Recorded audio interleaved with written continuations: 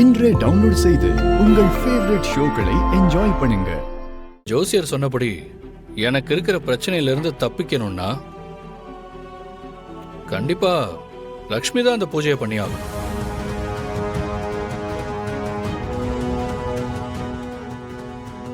எப்படி யோசிச்சு பார்த்தாலும் வேற வழியே இல்லையே. திவ்யாக்கும் உனக்கும் இப்போதான் நிச்சயதார்த்தம் முடிஞ்சிருக்கு.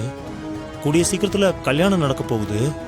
இந்த மாதிரி நேரத்துல நீ லட்சுமியை தேடி கண்டுபிடிச்சி பார்க்க போய் அது திவ்யாவுக்கு தெரிஞ்சு அதனால உன் கல்யாணத்துக்கு ஏதாவது பிரச்சனை வந்துருச்சுன்னா அது பெரிய தப்பாயிடும்.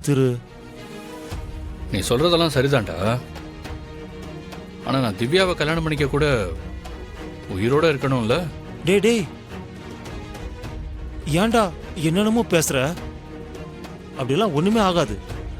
நீ தேவையில்லாம இப்படிலாம் பேசிக்கிட்டு இருக்காதா இப்ப நான் என்ன சொல்லிட்டேன்னு இவ்வளோ பதற?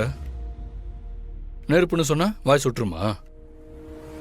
எது எப்படி இருந்தாலும் இப்ப திவ்யா கூட எனக்கு நடக்க போற கல்யாணத்தை விட என் உயிர் தான் முக்கியம். ஏன்னா நான் உயிரோட இல்லைன்னா அப்புறம் எப்படி திவ்யா கழுத்துல தாலி கட்ட முடியும்? என்ன இப்படி பேசுற? ஜோசியர் சொன்ன மாதிரி எனக்கு ஏதாவது ஆயிட்டா என்ன பண்ண முடியும்? ஏற்கனவே எவன்னு தெரியல, என்ன கொலை பண்றதுக்கு கூட்டமா தெரியுறாங்க. இப்ப அவ எங்க இருக்கான்னு தெரிஞ்சு லக்ஷ்மியை போய் பார்த்து நிலைமையை எடுத்து சொல்லி பரிகார பூஜையை செய்ய சொல்லலாம்ல.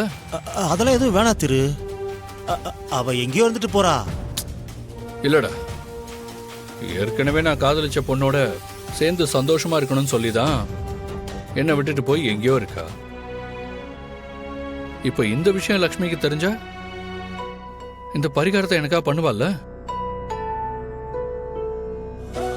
ஆமா, செய்யறதுக்கும் வாய்ப்பு இருக்குன்னு நினைக்கிறேன்.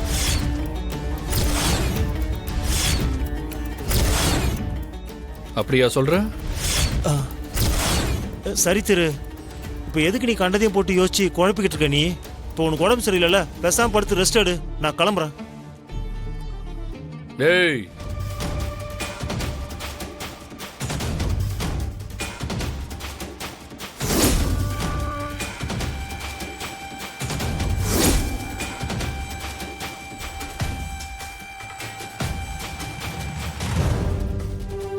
என்ன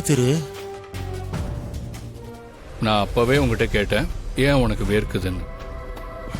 அதுக்கு நீ அப்படியெல்லாம் இல்லைன்னு சொன்ன. ஆனா இப்போ உனக்கு நிஜமாவே வேர்க்குது. என்னாச்சு? ஆமால, வேர்க்குது. என்னன்னு தெரியலையே மயிலு, நான் மறுபடியும் கேட்கிறேன், இப்போவாது உண்மையான பதில சொல்லு. நீ என்கிட்ட எதையாவது மறைக்கிறியா? அதனாலதான் உனக்கு வேர்க்குதா?